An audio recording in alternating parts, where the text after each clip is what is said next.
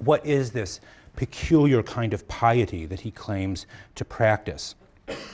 In many ways, in replying to the jury's verdict and their request that he cease philosophizing, Socrates explains himself in the following terms. Let me just quote one other passage briefly from the second speech that he gives to the jury after his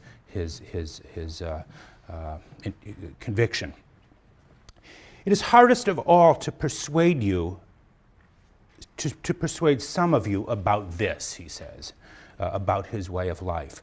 For if I say that this is to disobey the God, and because of this it is impossible to keep quiet, you will not be persuaded by me on the grounds that I am being ironic.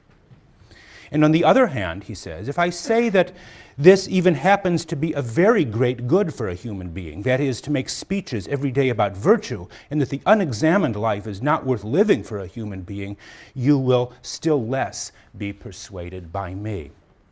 In other words, what he seems to be saying in that passage at around 37 C and D is that he realizes he is on the horns of a dilemma. On the one hand, he says his reference to a divine mission, he explicitly says there, will be taken by his audience as being ironic, just another instance of Socratic irony and insincerity. But, he says, if he tries to persuade people of the goodness and the justice of his way of life on simply rational grounds alone, to persuade them that the examined life alone is worth living, he says he will not be believed.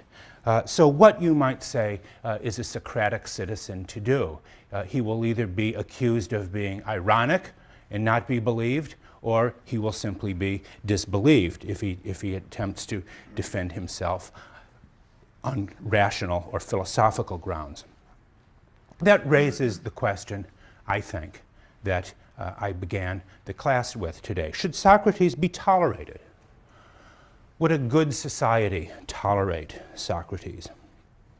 This is the question raised by this dialogue in the Crito as well. How far should freedom of speech, and that is to say speech that borders on or even verges into civic impiety, how far should such speech be tolerated? It's been an assumption of readers of Plato over the years that the trial of Socrates, that the execution of Socrates presents the case for the fullest liberty or freedom of thought and discussion, and the evils or the dangers to a society of trying to persecute or suppress freedom of speech. But is this right? In other words, is that really Plato's teaching?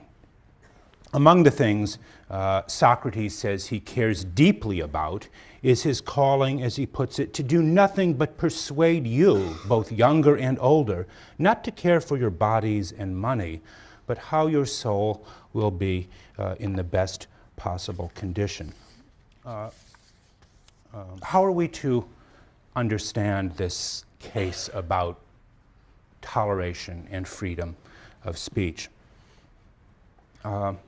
The Apology presents Socrates, right, as presenting the most intransigent case for the philosopher as a radical critic or questioner of society. Socrates demands that the Athenians change not simply this or that aspect of their policy, but he demands nothing less than a drastic, I would even say revolutionary change in Athenian civic life, in Athenian civic culture. He tells his fellow citizens, right, that their lives are not worth living.